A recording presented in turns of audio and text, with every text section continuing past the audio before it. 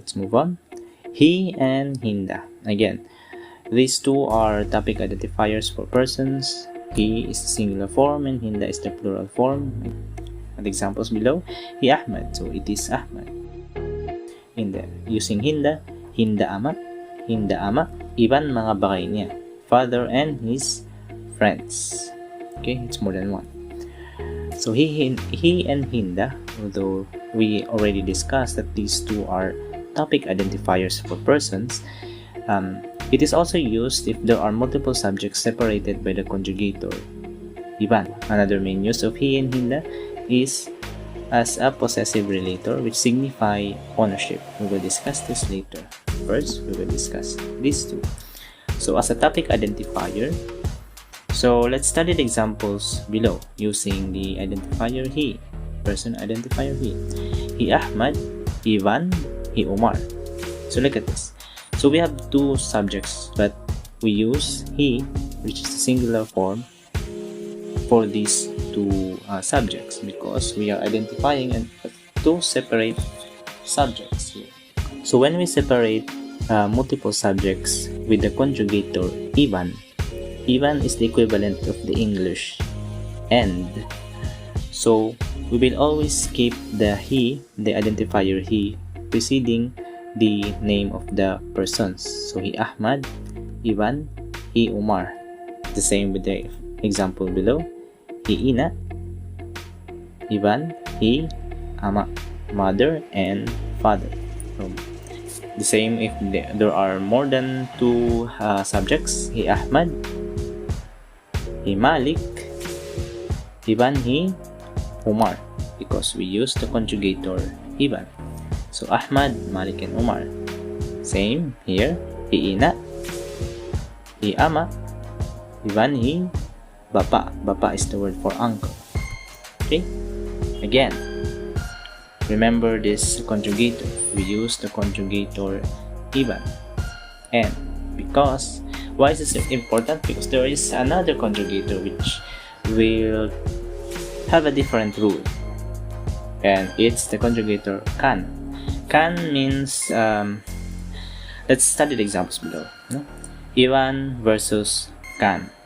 They can both mean and, but can also mean with or of. Okay, so let's look at the example here. He Ahmad, Ivan, he Umar. Again, we use the conjugator Ivan, and both subjects have the identifier he. He Ahmad, Ivan, he Umar. Now compare it with the second example. He Ahmad kan Umar. Look at this. So we use the conjugator kan, which also means here and, but of the two subjects, we only place the identifier on the first subject, which is Ahmad, and we remove the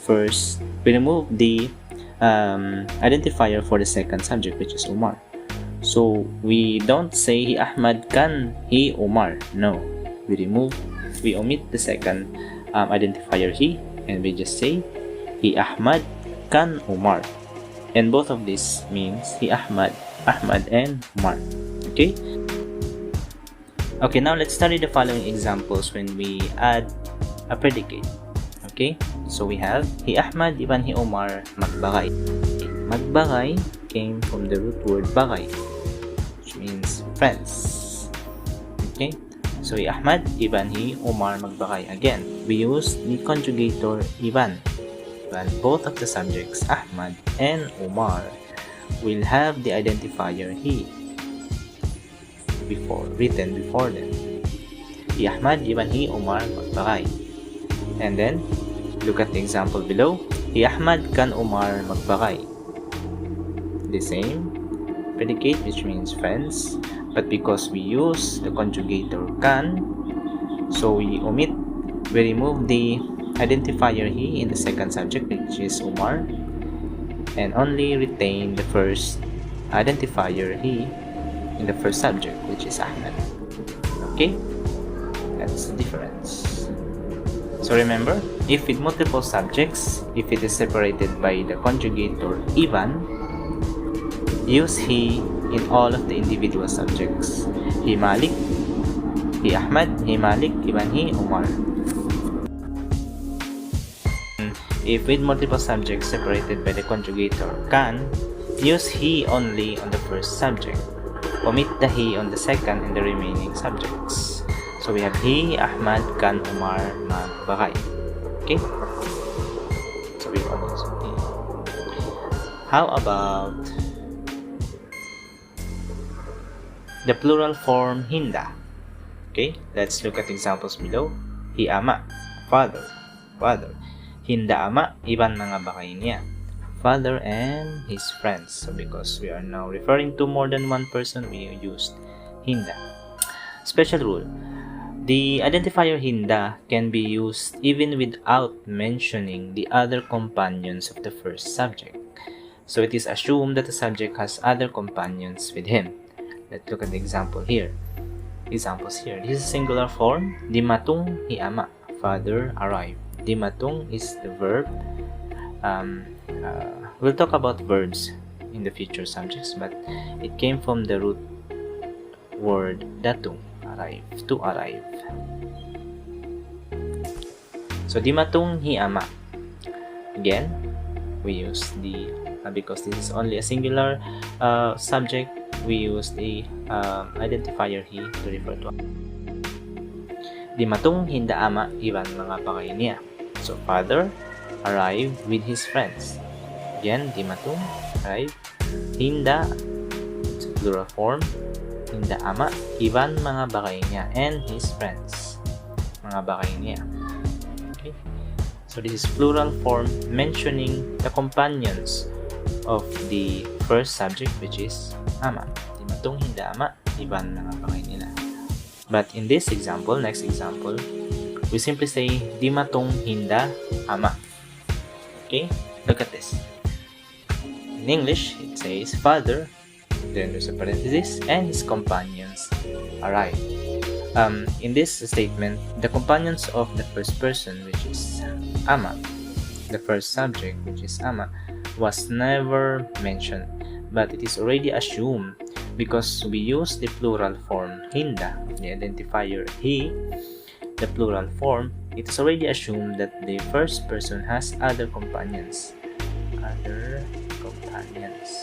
It could be his friends, it could be his siblings, but it suffice to say, it simply says that we are talking about more than one person. So dimatung hinda ama.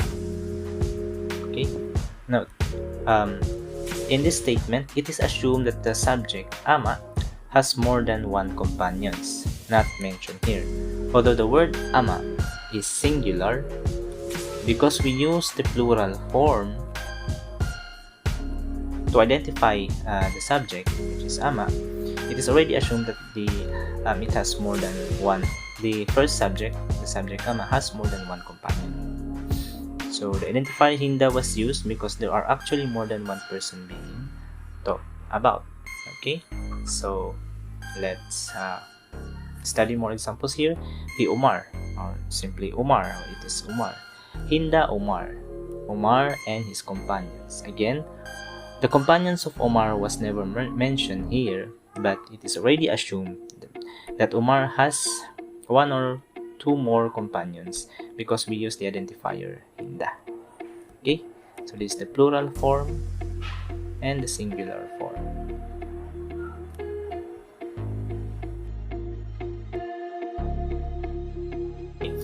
Another use of he and hinda is as a possessive relator signifying ownership. So they are often used with proper names only.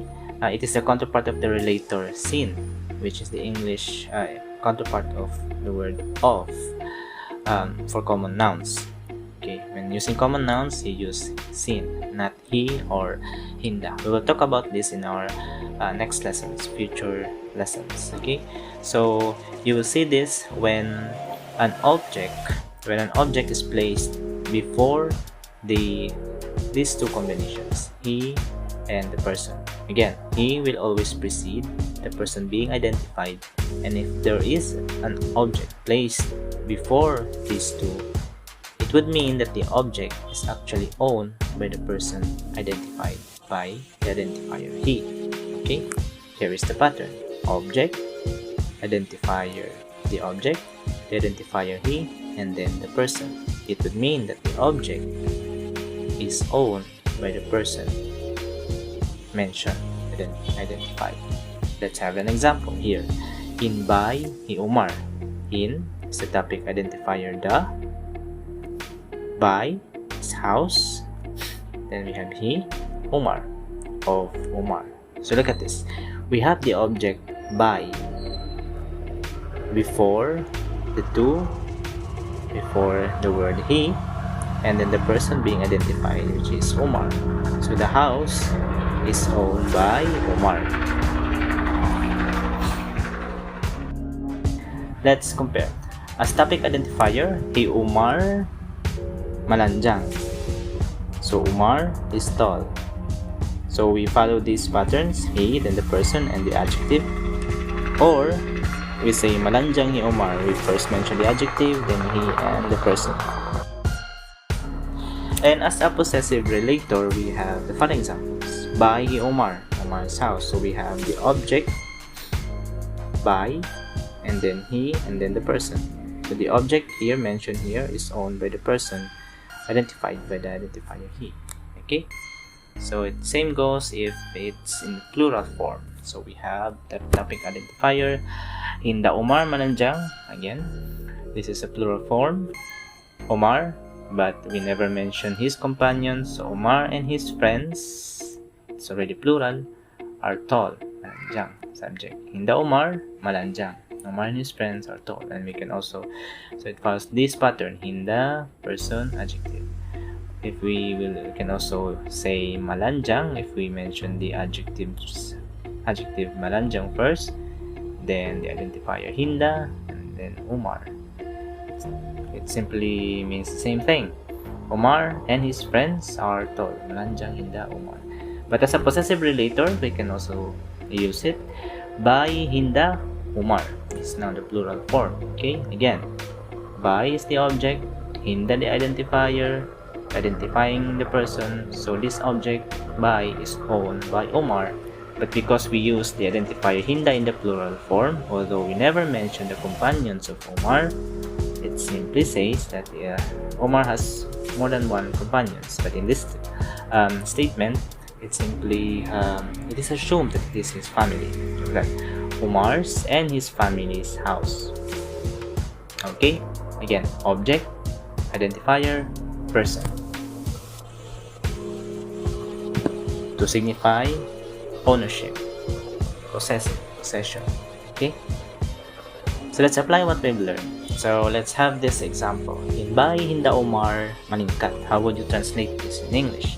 So let's dissect them one by one. We have in is the English article the. By is an object. House, this is the object. Okay, then hinda is the identifier for person, which identifies Omar, but it is plural form. So what is the role of hinda here? Because it is preceded by an object and following person, the role of hinda here is as a possessive relator. So it signifies ownership, but it's plural of Omar. Malingkat is an adjective, which means beautiful. So always remember your vocabularies, guys. Always remember your vocabulary. So in by hinda Omar malingkat. So this is as because hinda here is used as a possessive relator, which signifies ownership. So the house is owned by Umar, is beautiful. So in by the house of Umar and his family, Umar, we use the plural form, so it is assumed that he has more than one companion. Malingkat, beautiful. Again, I told you there is no equivalent we do not have a counterpart of the verb to be is in the English. So we have so that's how. So that's it. So in bahay hinda Omar maningkat, the house of Omar and his family is maningkat. Also, we can say, we can swap this to say we mention the adjective first or the predicate maningkat, then we state the rest of this. In bahay hinda Omar. Okay, maningkat in bahay hinda Omar.